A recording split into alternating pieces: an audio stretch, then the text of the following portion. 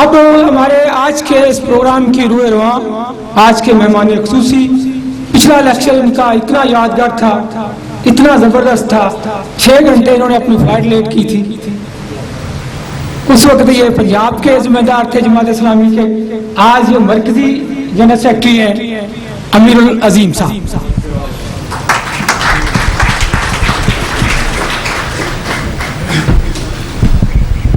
بسم اللہ الرحمن الرحیم۔ ارباب علم و حکمت میں تو میرا خیال ہے کہ بولنے کا کوئی تصور نہیں ہے، یہاں تو نبض بولتی ہے، زبان نہیں بولتی،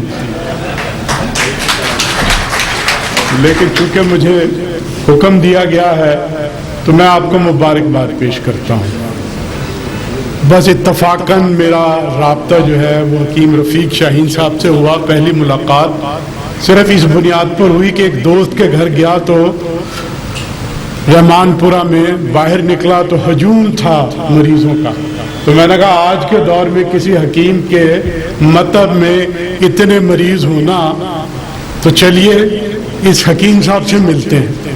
تو پہلی ملاقات صرف تعارف ہی ہوئی، بڑی شفقت کے ساتھ پیش آئے، اور اس کے بعد تو پھر ملاقاتیں اور پھر بہت ساری ملاقاتیں، بہت سارے احباب، دوست، ڈاکٹر، انجینئر، ہر ایک کو جو ہے وہ میں ان کے پاس لے کے گیا، اور ہر دفعہ ایک نئی روشنی سے فیض یاب ہوا۔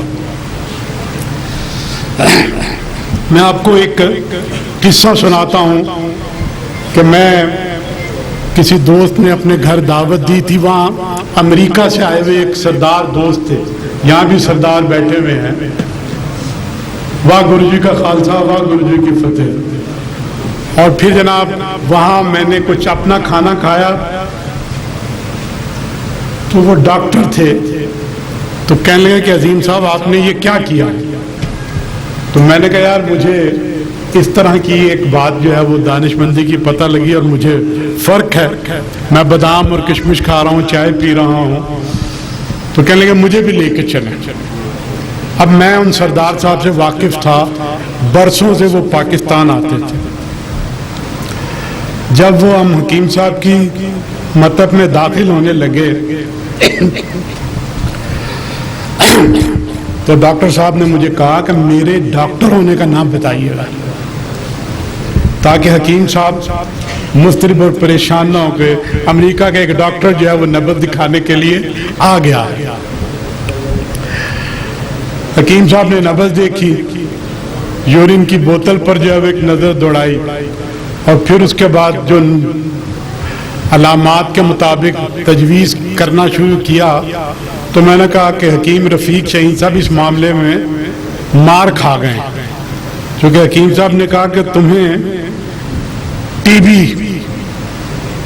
ہے، اور میں اس ڈاکٹر صاحب کو جانتا تھا کہ برسا برس سے وہ پاکستان آتے جاتے تھے، صحت مند تھے، کچھ نہیں تھا۔ خیر وہ سنتے رہے، تشخیص کے بعد نسخہ بھی تجویز ہو گیا۔ اب وہ ڈاکٹر صاحب نے کہا کہ حکیم صاحب مجھے ہندوستان میں جب ہم لوگ خالستان کی موومنٹ کر رہے تھے جیل میں ڈالا گیا تھا، اور جیل میں ایسے سیل میں ڈالا گیا تھا کہ جو ایسے مریضوں پر مشہور معمول تھی جس میں ٹی بی تھی۔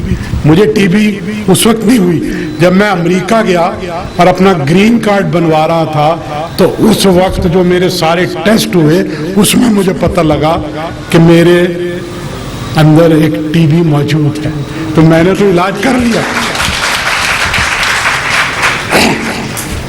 یعنی حقیقت یہ ہے کہ جتنی بھی تعریف کی جائے وہ کم ہے، باقی جو مقام نہ ملنا ہے یہ ظاہر ہے کہ پاکستان میں خاص طور پہ اجارہ داری کا ماحول ہے، اجارہ داری ہے۔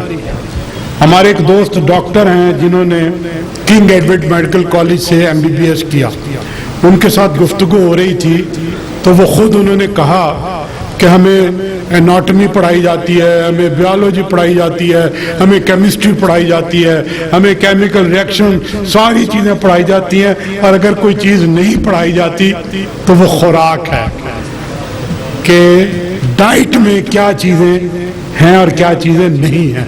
और ख़ुद उन्होंने कहा कि ये भी एक तरह की मल्टी नेशनल कंपनियों की साजिश है। भला MBBS इतना हमें निसाब पढ़ाया जाता है, तो अगर ये भी पढ़ा दिया जाए तो क्या फ़र्क पड़ेगा। लेकिन महज अपनी इजारादारी को मजबूत रखने के लिए ये सारा काम हो रहा है।